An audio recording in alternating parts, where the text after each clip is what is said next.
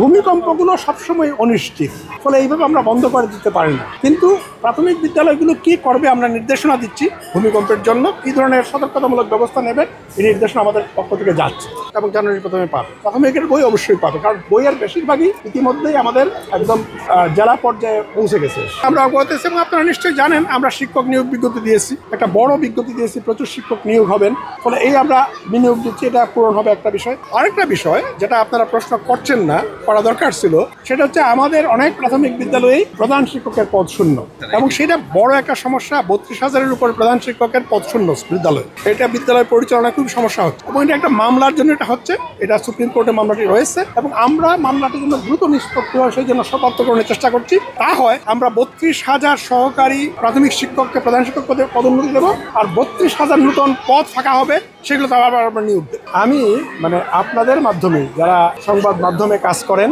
আপনাদের মাধ্যমে আমি প্রথম অবগত হই যে এখানকার মাননীয় জেলা প্রশাসক উনি প্রতিটা স্কুলে আমাদের দেশের নিজস্ব গাছ, জারুল, কৃষ্ণচূড়া, সোনালু এগুলা লাগাচ্ছেন, রোপণ করছেন। এই গাছগুলোর প্রতি আমার একটা বিশেষ আকর্ষণ রয়েছে, কারণ এই গাছগুলো সবগুলো গ্রীষ্মকালে ফুল ফুটে এবং তিনটা আমাদের যেটা বলা হয় মৌলিক রং, হলুদ, আমাদের লাল এবং আমাদের বেগুনি রং, এইগুলো ফুটে। ফলে ওনাদের রুচিবোধ এবং দেশীয় বৃক্ষের প্রতি ওনাদের মমত্ব, এই বিষয়টা কিন্তু আমাকে মুগ্ধ করে। ফলে আমি ওনাকে একটা ধন্যবাদ পত্র দিই আমাদের অফিস থেকে।